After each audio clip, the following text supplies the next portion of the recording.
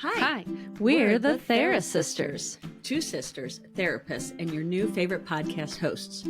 We're here to make therapy fun, comfy, and stigma-free. We chat with fellow healers and guests about their own healing journeys, how they help their clients heal, and how they see healing in a whole new light. How do you heal? Do you even know? Tune in and you might just find your perfect healing fit. Don't forget to subscribe and share with a friend who could use healing vibes. Giggles, glimmers, and a whole lot of heart. Healing together, one laugh at a time. Hello. Hello. We are Thera Sisters.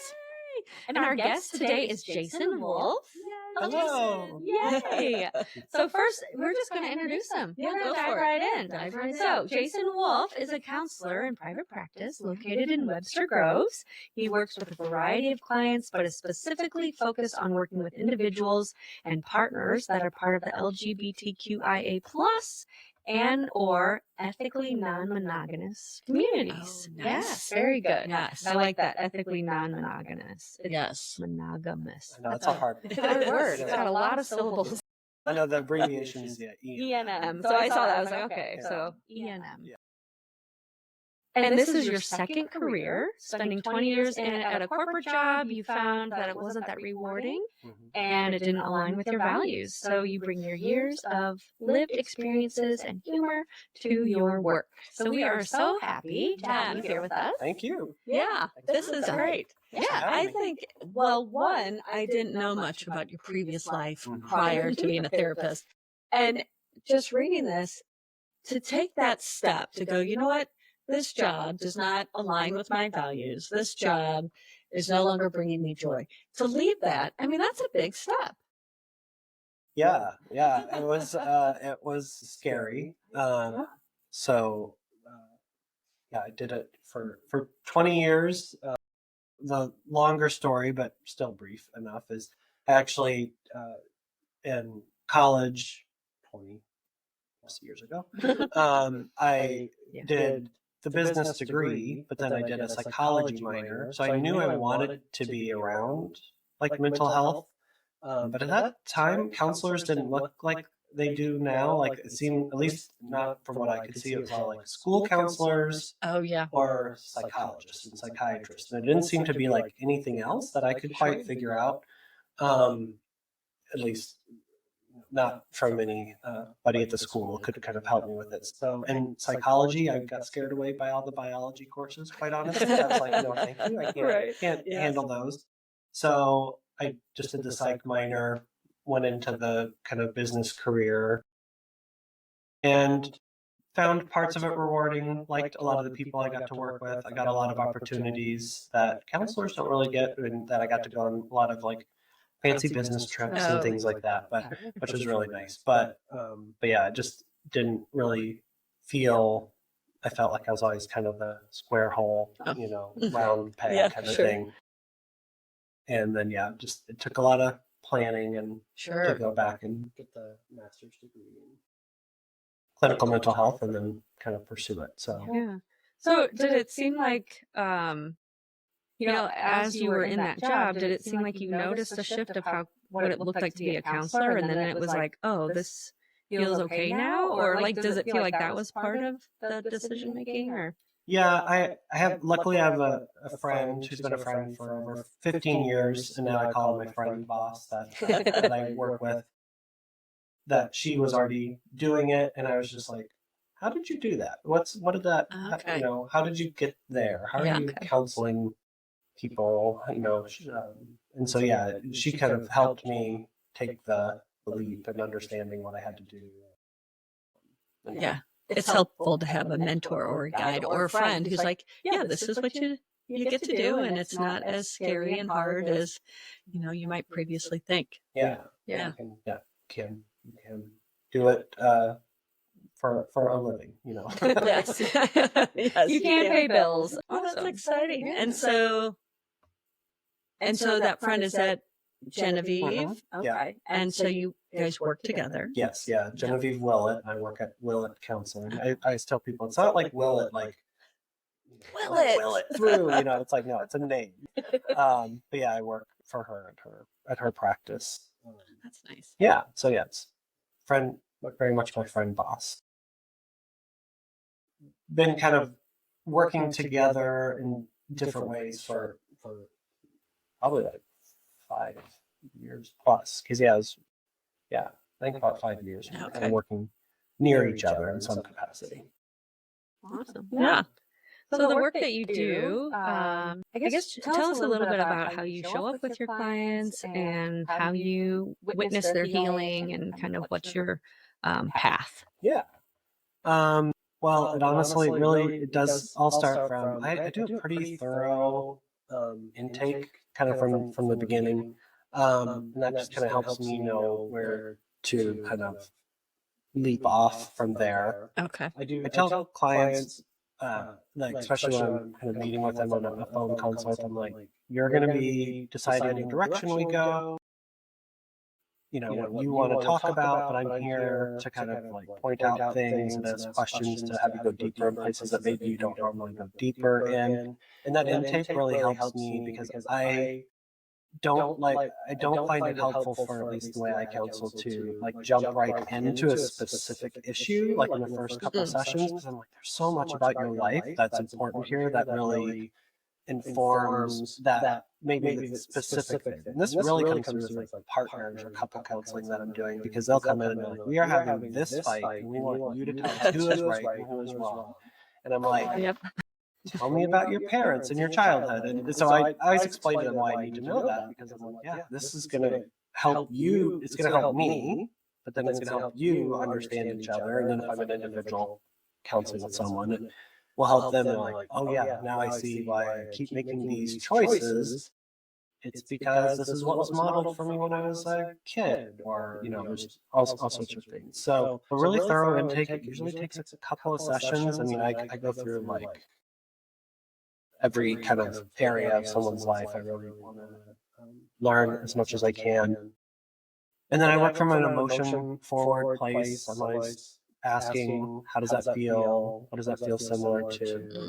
Is there, when else does that come up? Like those kind of questions to, again, have the client kind of just dig deeper in places that they don't normally. Well, yeah, and just creating that self-awareness that might not have been there, right? And also, when you're in the moment, I guess, when you finally get to the piece of the arguments and you do that, it probably helps them practice in the moment that self-awareness versus just acting. Right. If that makes No, absolutely. Because then it's like, okay, the emotion makes you want to do this. Now that you're not in that moment, what would you like to do? And this is then, and then I bring in values, and I sometimes do values worksheets and things like that with clients, because then I find it to be important to have them understand, like, okay, keep making this choice usually because that emotion served a purpose, an important purpose for you at some point in your life. You aren't in that moment in your life anymore. You have other tools. And so now, like, what choice do you want to make? Like that, now that you can have this moment of where you're not escalated. Makes sense. Yeah. And also having insight and understanding of what doesn't work anymore, options of what can work, and to make that choice, right? Like, I can choose to behave differently now because I am in a safe place, or I am getting my needs met, or yeah. Choice comes up a lot. Yeah. For sure. It is interesting sometimes because people feel like they don't have a choice in certain situations, and then and it can be, right. Like sometimes there are like financial restraints, or just like something about their life causes them to not be able to have certain choices that they'd like to have, and that's understandable. But then there is a choice that can be made, help them feel empowered. And then that kind of becomes that next part of like, okay, the choice, like, how can we help you feel empowered to make that choice? Yes. That's what I was going to say. It sounds very empowering, right? To have the knowledge, to take the time to dig in, to understand yourself more, and understand that there's a reason that you are coming from where you're coming from and it makes sense, right? Yeah. But then you can change it. You can make a change. You can be intentional about how you want to show up. I think that's great. Yeah, very empowering. Yeah. I have the power to make this change and this choice. And it doesn't have to be just this automatic way of being. Yeah. And kind of the other thing that I think counselors, and I tell clients too, this is the perk of being the counselor in this moment is I only know what a person shares with me every week to 2 weeks, 50 minutes, what they tell me. And basically that means then, like, I don't have the noise of their everyday life and other things are running through their head, you know, where sometimes you're just like, why am I thinking of this thing that I did when I was 9 years old? Like, why did that just pop in my head? Like, that's all this noise we all kind of live with all the time. And the counselor doesn't in the session. We're kind of like just focused in on what they're saying and what is going on in their life. So then it's easier to be like, well, yeah, this and this might be connected, right? And then they're just like, well, yeah, I couldn't see that. And it's like, well, of course you couldn't, right? Like There's so many other things. Too much. Yeah, there's too many other things going on. And, you know, and just any day's life and then modern life, right? Like phones where our minds are always being taken everywhere and not distracted. right. You know, not present. Yeah. Definitely. Yeah, so it's almost like you can take your clarity, like the clarity that you have from kind of the limited information that you have, and you can kind of impart that on them or use that to just, really help them see what is important. What's that phrase with the woods and the tree? Can't see the tree through the forest or something like that. Trees. That just like popped in my head, like, right, when we're in the forest and we're surrounded by all these trees, we can't always see the path out, I guess. Sure. You might have made your own new phrase. I'm laughing because yes, I do that often. I'm like, there's this phrase, and it's something. It would be perfect here. These phones that we've tried to not look at during the session. Let's Google this. Right. Right. I know. What is that? I'm curious too. And you work with men, and I know that. Well, Katheryn was sharing with me that you guys had like a conversation about kind of creating a group or something about men and just the needs that men are not getting met as far as their emotional well-being and just kind of, I don't know, being dismissed or just not being heard or having a safe space. Is that something that, I mean, would you think that's one of your specialties or is that, I don't know. Yeah. So the joke I make is when I'm talking to people about the client populations I work with, and then I go, and I didn't intend to do this, but I also work with a lot of straight cis men, which has been great. And it is just how people are socialized. A lot of men are not in touch with their emotions. No news break here. I know. No breaking news. But it is just men don't understand, a lot of men do not understand their emotions and don't understand like the bodily somatic feelings that they're feeling that are connected to emotions. Or sometimes even with some of the men that I work with, you know, their partners are like, I really want to know like what's going on. Like I need to I need to hear more from you about like what you're feeling. Right.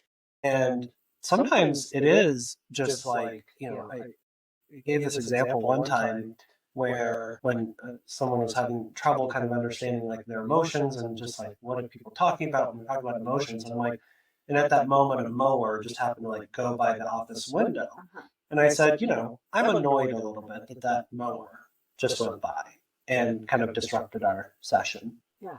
And the client just kind of looked at me and it's like, and that's an emotion. I was just annoyed, and now it's gone. Like it's not, it didn't last. It's not there forever. I'm not now an annoyed person. I felt the feeling of annoyed or being annoyed. And so for a lot of men, that is like the big moment where they're just like, they don't understand that that's kind of sometimes what people are looking for. It's just like, yeah, I just kind of want to know the inner workings of what's going on so I can kind of know how to connect with you. Yeah. Right. Like, so then I'll know the next time a mower goes by the window, oh, my partner maybe feels slightly annoyed. Let me go rub his shoulder. Like, it can just all be these little moments of just like how you can deepen and further connection.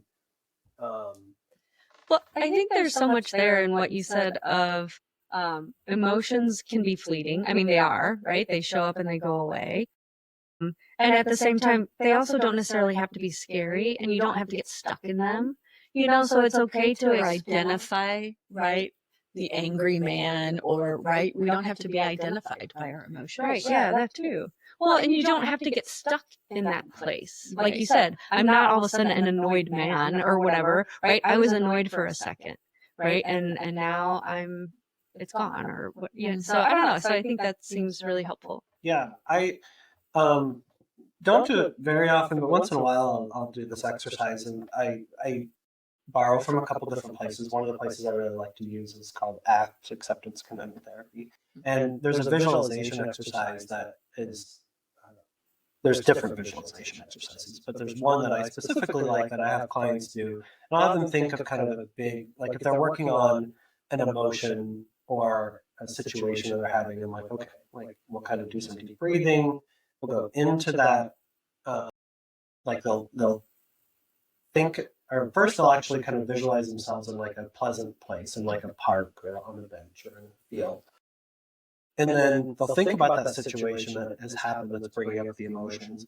And then I'll ask them, okay, what emotion's coming up? And then they do this visualization of a cloud that represents that word, basically. And then the cloud goes up to the sky, and then more emotions come, and then the clouds, as clouds do, they kind of like shift and change and start to kind of disappear, right? Yeah. But it doesn't mean they're not part of your environment, and it's not part of you, but it's this reminder of like it is temporary. And so people also do a lot of different kind of coping mechanisms to run away from an emotion that they don't want to feel. Yes. And then I'm like, okay, but that emotion can be temporary. So what would it feel like to feel that emotion, and understanding like it's going to go away? So if you're not going to confront a person because of whatever feelings come up, fear of some sort, what would it feel like to just know that fear is temporary? Yeah. And then you're going to feel another emotion shortly. Right. Like they just come and go real fast. Yes. You know? Yeah. You feel them all day long. Yes.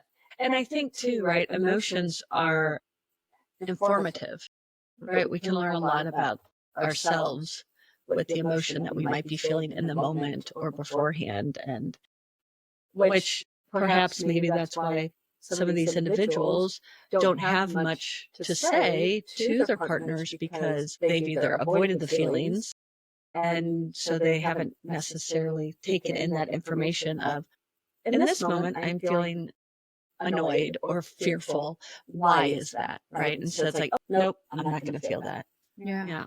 Well, and this is something that I share with my clients all the time, especially at the very beginning of our work, is emotions have a purpose, right? Like we live our life in our logical part of our brain every day because we have to get through the day and we have to get shit done, right? But the emotions are there. They don't have to be scary, but they have served their own purpose, and it's a very different purpose than logic, right? Emotions are there to keep us safe.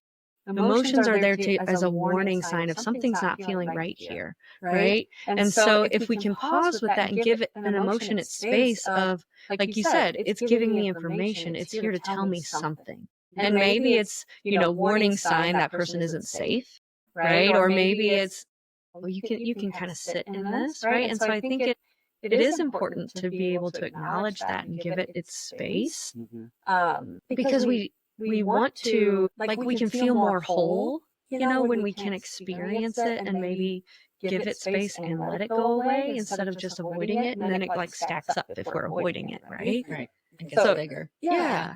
And I'm wondering too, right? We've been talking about fear and maybe the more I don't know. I was going to say vulnerable, but I think all of our emotions can be vulnerable. But, the acceptable emotion for men is anger. And so how do you like, I don't know, crack that and get underneath that? So I put you right on the spot. No. It's more of a, am I going down a tangent? Oh, okay. That's helpful here. But, Yeah.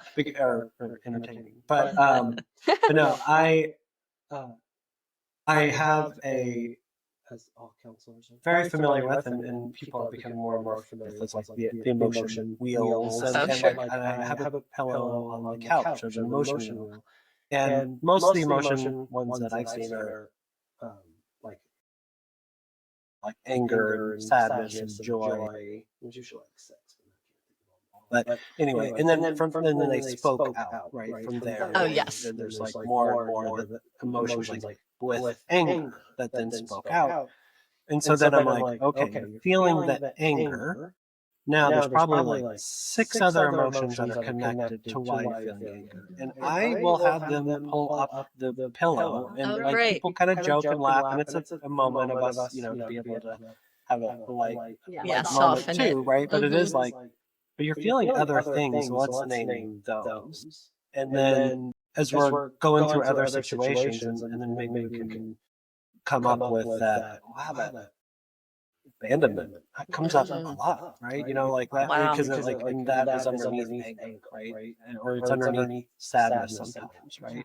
And so then we can kind of connect that. It's I call it like the surface emotion, like anger. Yes. That's the surface. There's a lot underneath. Yeah. Yeah. Definitely. Yeah, the more the relaxed icebergs ones are underneath. Yeah. Yeah. Yes. Yeah, I always say anger rarely travels alone. And so I put it, and I put it in like, who's in anger suitcase? So my visual for that is like anger opening its suitcase and maybe embarrassment's in there or sadness or, So I think, that's, I like the idea of using the pillow because it's also just this tangible And thing they they can can point up to in the office. Usually food jokes maybe. Comes in helpful. It's good. It's good. Yeah. Wow. That's I think that's what am I trying to say? What am I trying to say? So I guess I'm thinking of like when I meet with clients and who have been like avoiding feelings for so long, and for them, just that awareness or the doors and things that open when they're like, oh, there is so much more here, and to learn more about themselves. It's just that empowerment piece, I guess. Well, and to kind of connect emotions to like word trauma, which now people are kind of getting scared of the word trauma because this word's getting overused. Right? Maybe when I was first becoming a counselor, which has been all over the last like 5 years, I too was like, why is this word getting used so much? And then the phrase would start to come out, capital T, lowercase t trauma, and I was having a hard time just as a human, like understanding what does this mean? Like trauma was clear when people could kind of look at it as like a war veteran or something, and what things maybe they went through, or somebody's horrific, violent crime or something. But then trauma started to become other things, and someone told me somewhere along the way, maybe it was one or two of you. Now I remember specifically who it was when talking about trauma, and they told me they're just like trauma, the way they define trauma, which is now how I define it, which is just it is when something happened in your life and you didn't have the tools to know how to deal with it. And so to kind of connect like emotions to that, sometimes those emotions can be really key in telling the client that is coming up, the trauma is coming up, because then if they will not run away from the emotions and actually like sit and go, okay, like when I'm around this person, these things are coming up and I don't really know what it is. And then if you dig deeper, you're like, oh yeah, that's connected to these. Now you can see these emotions are the same emotions you felt when you were a kid. And this, and you didn't have the tools, and maybe it was just like a teacher yelled at them, or it doesn't even have to be this like big thing, moment like in their life, but it could just be this.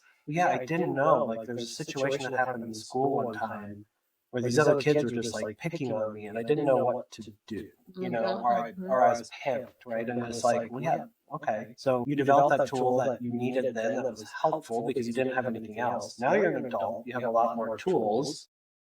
let's go in the tool belt and pick the right tool that could help you now, right? And not just keep relying on that old Right. tool that And then I wonder too, talking about trauma and the original thought of trauma being this big thing, violent thing. And I like this version of we didn't have the tools or the skills because, as an adult, we'll look back on these things like this happened in grade school. And as an adult, you're like, it's not that big a deal, right? Why would that have bothered me so much? So I think it really does help understand like why certain things when we were kids have such a big effect on us now. Because as kids, we didn't have those tools. We didn't know what they meant. We didn't have the cognitive ability. We didn't have the education, the practice. And as adults, it's easy to minimize that when we were kids because it's like, well, why is that a big deal? But no, that really, I think, normalizes, those hurtful experiences and gives it validation is maybe what I'm looking for.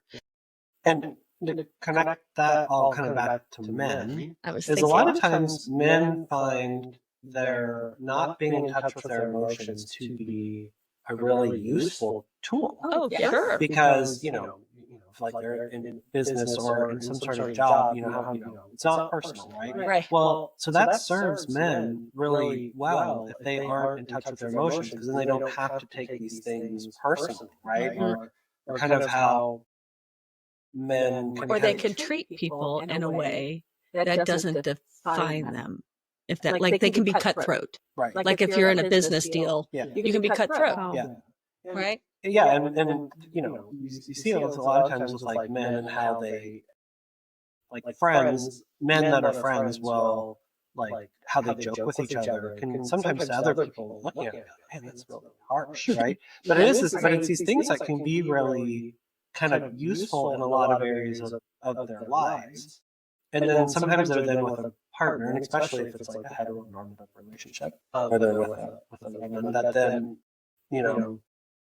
both people want the man to like open up more, but they're like, I don't know how, like it's not sometimes that they want to, but they're literally like, I don't know how to do it because I have, like, it is so important for me not to do it in all these other areas of my life. So I've just trained it to not be there.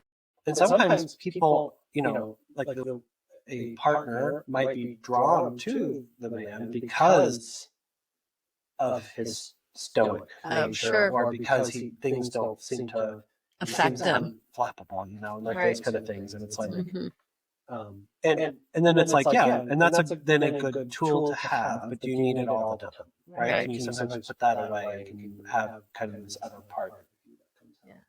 So it's like being able to compartmentalize, right? But it's also, you don't, like you said, you don't want to be stuck in that place where you can't ever access it, and or it feels scary to access something that is more vulnerable or softer.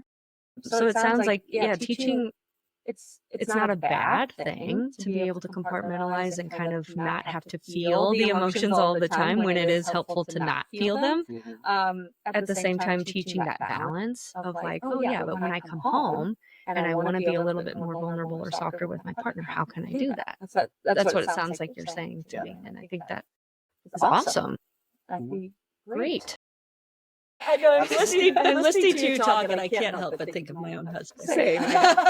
We actually have, man. Well, and we actually have, my husband and I have these conversations a lot because he owns a business and he deals with people on a regular basis of like getting through the day and getting shit done, and like, it's stressful and it's so much, and then sometimes they come to him with stuff and he's like, no, like I am not the space, and like, and we have different perspectives, obviously, of just like what feels helpful or useful or necessary.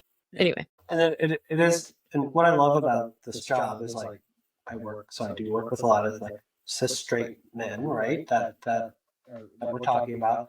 But then I do, and in monogamous relationships. But then I also work with a lot of people that are, LGBTQIA plus community, and and all different parts of our wonderful rainbow community.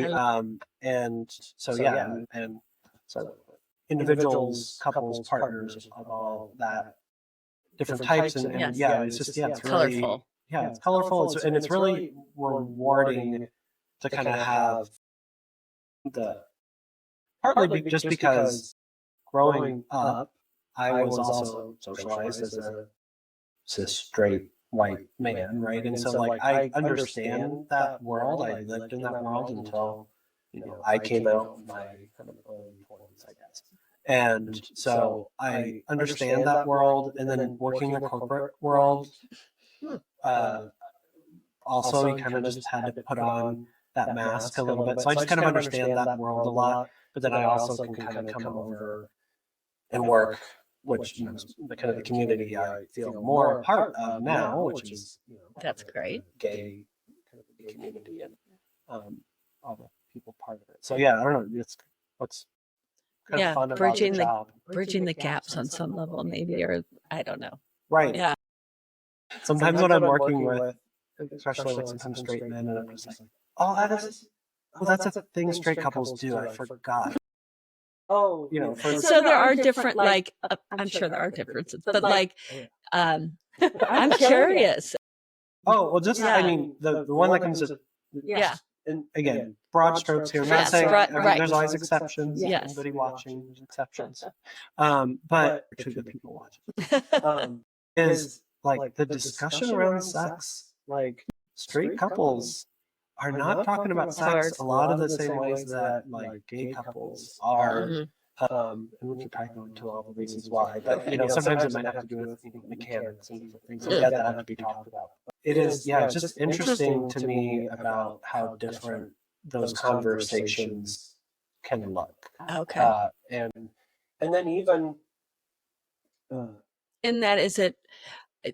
Do you think that the straight couples there's more of a discomfort around, like a guarded or embarrassment versus, say, gay individuals? I don't know. I mean, I'm making an assumption. Yeah, well, so I mean, it can be all sorts of things, right? So like the way men and women are socialized, right? So in a lot of ways, like men are kind of supposed to be considered the pursuers of sex all the time, and women are supposed to be kind of considered the like the keeper of it, right? Of like when it happens, when it doesn't happen, right? Okay. And so then people come into those relationships. It's just like, okay, these are our roles. You're supposed to play this role. I'm supposed to play that role.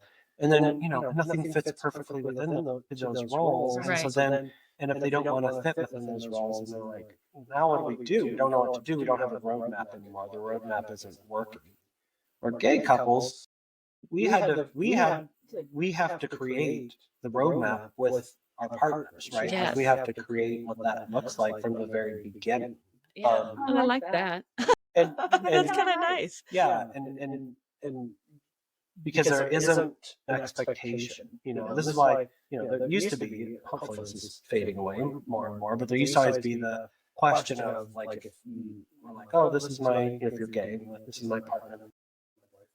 And they'd be like, well, who's the woman? Who's the man? Because really, like, people's brains couldn't handle it. Just like, well, who takes out the garbage, right? Like, like what's your role? Yeah, like it has to be, and down to that kind of gender. level. And it's like, well, no, we got to talk about it, and we got to say, I hate taking out the garbage, but I find folding laundry the most relaxing thing to do.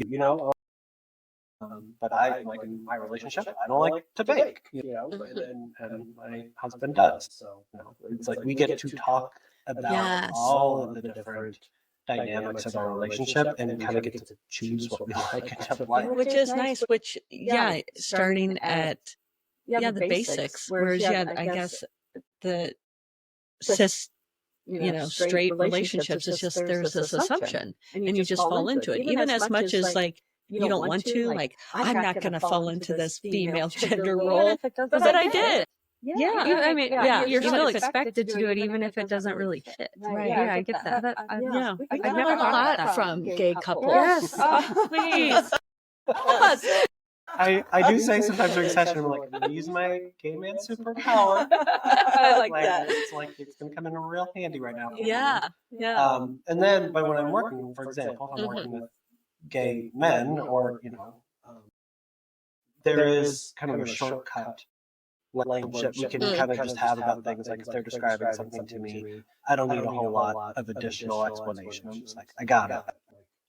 You know the culture. I know the culture. I've been there myself as a gay man. Yeah. Yeah. So which is nice. So I like to kind of go back and forth.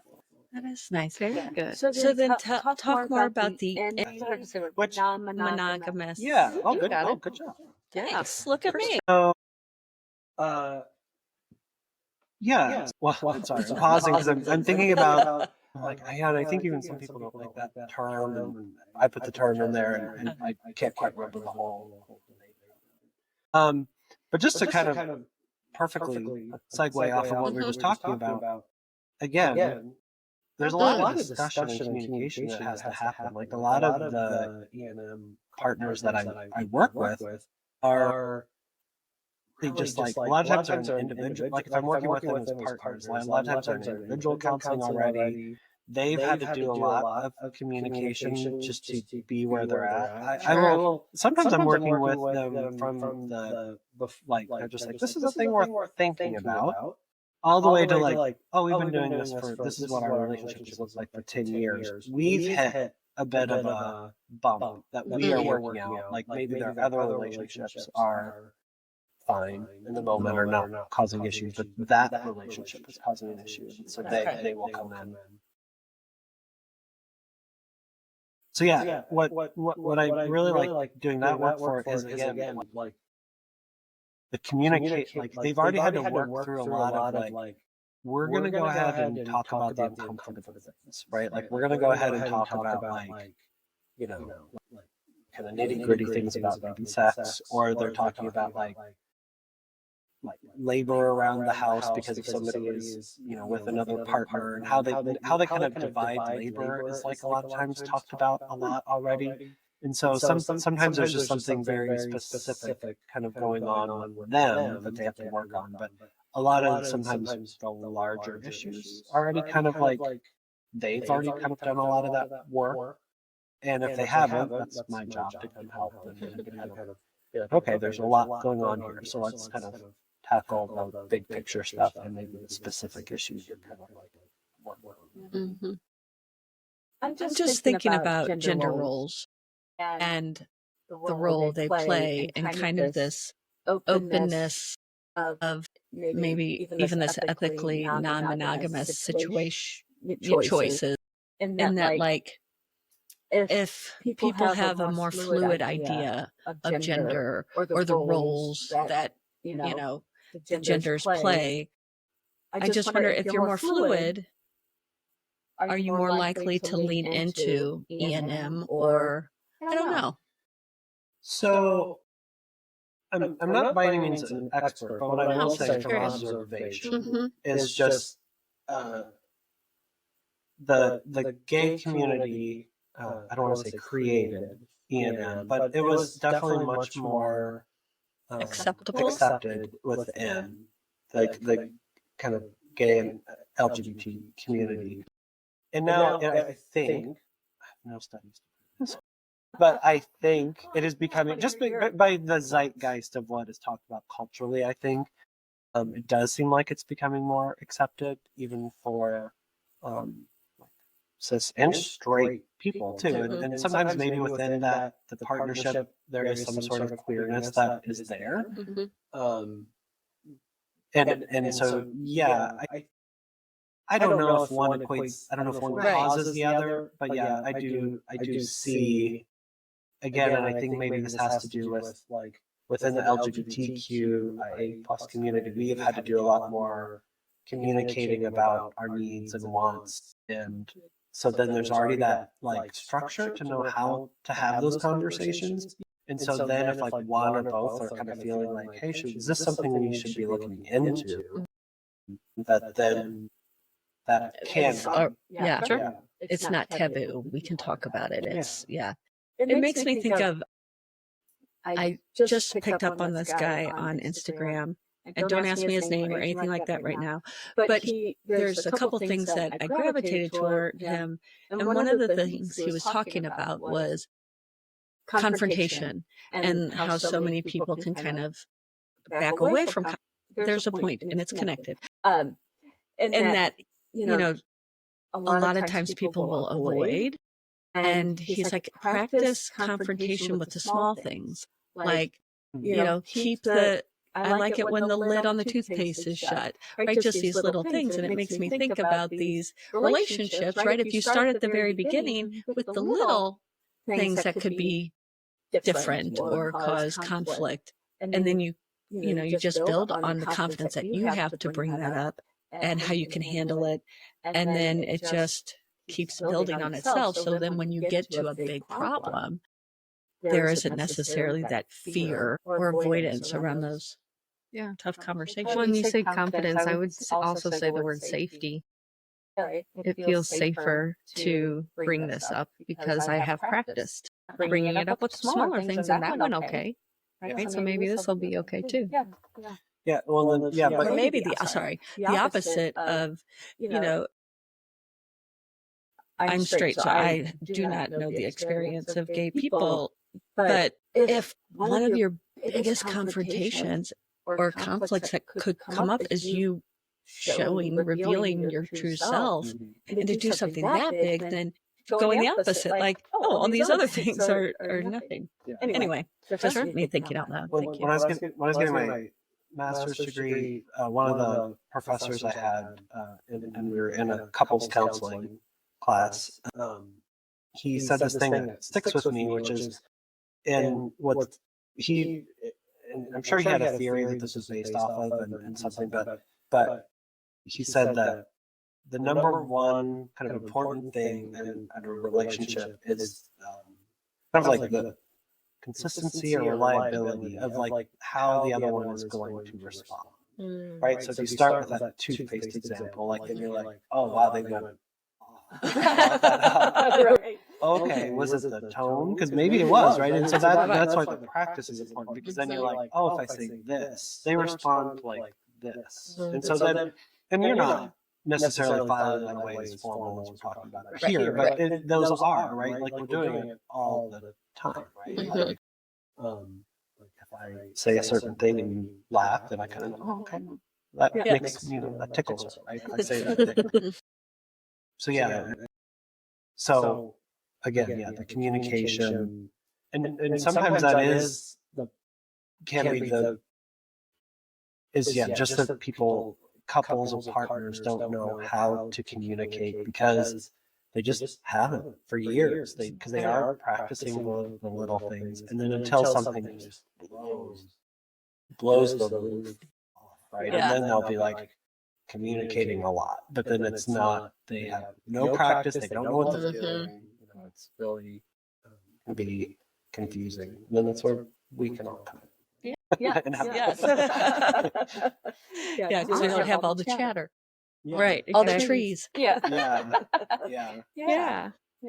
Well, I think this is also a really good time to transition into talking about some positive things, some giggles and glimmers, and sharing a moment where you giggled or sharing a moment where you paused and were like, oh, wow, this feels really good. Yeah. So,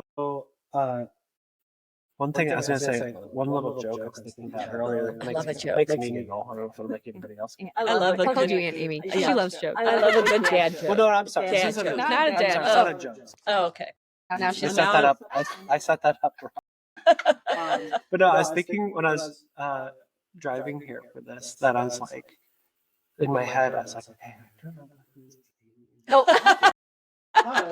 you probably deal with a lot of the same things like gay couples deal with, because like if they meet like two men, like sometimes people, it's easy to be like, oh, that's Claire, sure, Frank, or whatever. But then it's like, but then if they meet like two men at the same time, they're like, I have so many friends sometimes that don't know, like, still which ones. That's funny. Yes. Yeah. I'll be honest. I had oh my gosh. I had an experience like that with a client that I had. It was a lesbian client. It was a couple. And there was one point where I was like, oh shit. Did I forget which one's which? And I was like, oh my God. And so then I was like listening for one of them to say the other's name. And I was just like, and I think it came up because someone said something and I was like, wait, I thought, what did she just say? Because I thought that, and then from then on I was like, no, I'm going to say the wrong name with the wrong person. And so it's like, okay, thank you for normalizing that for me. I felt so bad. Yeah, speaking of, sometimes with like when I'm working with clients that are EMS, I have to almost draw like these little maps to kind of keep track of like who's partners, depending on if there's that could get complicated. There are out in the. Do the other partners ever come in? No, I haven't done that. I would love to. Mm-hmm. I'd love to work with like, especially if there's polycule. Oh, right. To come in and work together. I haven't had the opportunity to do that, but I would. Very cool. Put that on your website. Like, yeah, that could be a real thing. Yeah. No, the other little thing I was just going to say is like, I was joking this morning to my husband. I was going to try to come in here with like, I was going to act like a celebrity facade. I came in for this interview and talk about your green room. And try to kind of act more celebrity. Yes, our green room, the kitchen. Yeah. What do they call that for like musicians and stuff? They have it's a list. It's a list. What is that called? We all just said you're all about to say it's a list. It is. Kind of it has a name. Yeah. But yeah, I always think of like there was some celebrity at some point in time that was like, I only like green M&Ms. Yeah, I don't remember who it was. I said to be Mariah Carey. I was thinking it was like Van Halen because I think Jim told me the story. My husband is a Jim, and Van Halen is like his favorite. He's a Jim. He's a Jim. He's a gem too. Oh, he's a gem. So maybe that's my giggle. No, I'm So do I have a giggle? I don't know. Do you have a giggle? I thought I wrote. Did I? It was I do this so much. Maybe maybe we need to laugh more because we laugh, we giggle a lot. It's just not like memorable. It's just like silly things. Yeah, it doesn't always stick. I have a glimmer. Okay, and I'm trying not to do so much with my husband and my son, but you mean mention it on the podcast? Yes, you do a lot with them. I do like to do that. I'm trying to avoid my family. Yes, exactly. I don't want to hang out with my family. Right. Right. Yes, I need to fill my schedule. Yes, so I don't have to be around my family. Yes, there's the giggle. But yeah, just because my son is now 12 and he is like headed right into that teen behavior. He jumped preteen and he's just in it. And so we don't see him like he's in this room, playing his games with his friends, doing his own thing. And so we kind of like have to be like, no, you're doing this. And so I made him, cook burgers with Jim on the flat. We have a flat grill. Is that what it's called? And it's just, I don't know, when they're out there and they're like pushing down the things and just kind of hanging out and talking their dude talk. I don't know. It was just like, oh, okay, they've got their little thing that's happening. It's good. Having their moment. Yes, having their dad and son moment. Yeah, I love it. Yeah, I like those moments. Yeah. Yeah. Yeah, now you're on the spot. I know. Well, something that we're not going to reveal all the information right now, but something that we talked about when you came in here, we're just getting your perspective on it. Having exactly. In the green room. Off mic. Yeah. It's official. We are an official podcast because you use that phrase. Off mic. We made it. Yes. Well, so it was like a moment where I was in my car and I just had this inspiration that came over me of like, okay, hold on. It was a glimmer. I want to do something different and I want it to look different and I want it to feel more impactful. And then like, just the list of ideas just were flowing and I was just like, how can I put this into my phone while I'm driving. Don't want to figure out how to use the voice to text or whatever, making the list. But it was kind of a glimmer moment because it felt, I felt confident in it. Like it feels doable and it feels like it can be really impactful. So I don't know. It feels good. And we'll see. It's going to happen. So we'll talk about it when it gets closer. Anyway, so that was kind of a moment for me where it just felt like, ooh, this feels good. Yeah. So yeah. But we'll see. I also have ADHD and lots of ideas that come and go out of my head. But it's always, how do you find the ones that stick? Yeah, I guess the other ones, you get a certain level of excitement. Yeah. Put it on a Motivation. scale. Right. How excited are you? This one, right in that moment, it was like a 10. There you go. Yeah. And then I got nervous later after I put everything down and planned everything. And then I was like, oh no. Yes. What about others? But I think that's when you have to just be like, no. Yeah. You just got to keep going. Yeah. Do you have a glimmer? You had some giggles. Yeah, I do have glimmers, I'm sure. Yeah, Fiona, she's so cute. Yeah. She is so cute. She's at that age, the first 6 months, you're kind of like, you're taking care of a potato. And then, it's just been fun. She's finally like getting very confident with her walking. Oh, yeah. And the words. But now we're kind of finding out like she knows the shape of a star. So a star is a stop. But then any other shape we hold up to her is also a star. Oh. And then so we're like, oh, that means shape to her. And this probably is one of those moments that's funnier. It's kind of a glimmer because it's kind of connected. Yep. It was like, oh shoot, what is it? When she says, so when she asks for water, she calls it why? And we guys go, water? And we say it back because they're supposed to say the word.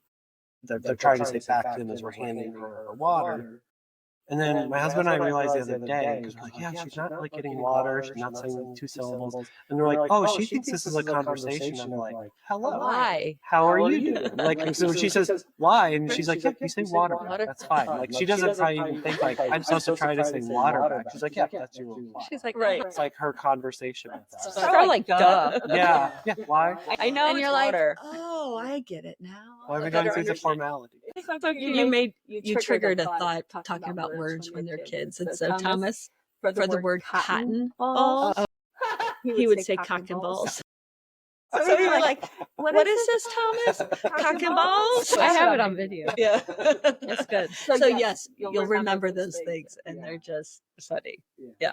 I haven't had one of those yet. Yeah. Not a cock and balls. I'll let you know. Yeah, she needs a couple more syllables. Yes.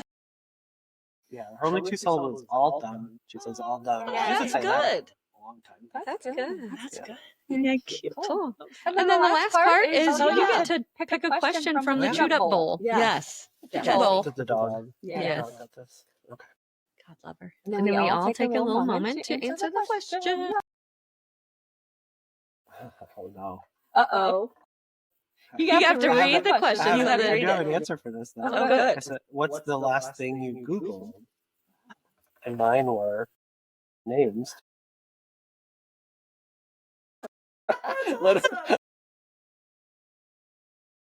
Which one's which? That's funny because Amy was playing around with our website, and she just recently made sure that our names were right on our pictures because people often get us mixed up. What was the last thing I Googled? I'm trying to think. The last thing I Googled. I know what I last Googled. It was last night. I was looking up how to become a psychedelic therapist. Awesome. Yeah, because I don't know. States was in there. Yeah, I know it. California, right? Colorado. Probably Oregon. Yeah. It's just I'm just really interested in that and some personal reasons, and also because it seems so powerful. I just had a client who was talking about that and how in the area you can't really find many options to kind of guide you and help you through that, or they can't do it with you. Like it can be like, oh, you can go do this on your own and then come and process it with me, which is a little bit different. And in that also, sense. it doesn't seem safe. Like, here, go microdose and come dry come here. back. Yeah, Right, or whatever. And and so talking about like other places that you can do that where you can have the guide, but how expensive it is too, because it is so apparently because it is so like specialized, I guess, and hard to find and not legal everywhere. So Can I tell you one quick funny story about this? So for my 40th birthday, my husband surprised me with, I always wanted to go on a long train trip, and I always wanted to stay in a sleeper car. Oh, yeah. And, Amtrak's a luxury that maybe it is in other countries. But we started in Kansas City, we went to LA, a little short layover, and we went from LA to Seattle. On that stint, and that was during that stint, it was a few days that stint too. And on that, we went through San Francisco, and there was a woman that got on there that we met on the day of my birthday, and she, on Amtrak, they sit you with other people. Like, you don't just get a booth by yourself. You have to sit with other people unless you have 4 people. So she sat with us. She found out it was my birthday. She's a riot. She was like yelling to everybody, like, say happy birthday to this guy, and say happy birthday to him. And she was so funny. We chatted with her a while, and she said she was recently divorced, was on Tinder, and she's like 60. She's like, I'm on Tinder, and I'm moving from Oregon to San Francisco to become the sex therapist of some sort. And so at different stops, you could kind of like get out and get fresh air for 5 minutes while the train was unloading and loading people. And so we get off on one of the stops, said goodbye to her, and we got off on one of the stops. Well, she got off too. She got off with her luggage and stuff. And then she saw us, and she was still living in Oregon. And she just looked at us and she shouted, she goes, "Can you believe I live here?" This is like kind of like disparaging this like small town she lived in, because she's moving to San Francisco, and we're like, yeah, but now you gotta go be with these people that you just kind of said that. what happened? I don't know. It turned off. Oh. Too long of a Did we story. run out of batteries? I put in new battery. Is it just my mic low? No, the little thingamajigger. How do you turn your volume down? Oh, Here it is. It's back. Sorry for that. Whatever This that is just was. an explosive Yeah, conversation. I'm sorry, maybe I got too loud. No, I don't think it was you at all. Cut that story. I think the battery died. But yeah, so did we? All kinds of giggles. Did you Yeah. Yeah, you Googled it. What'd you Google? Oh, the last thing I Googled.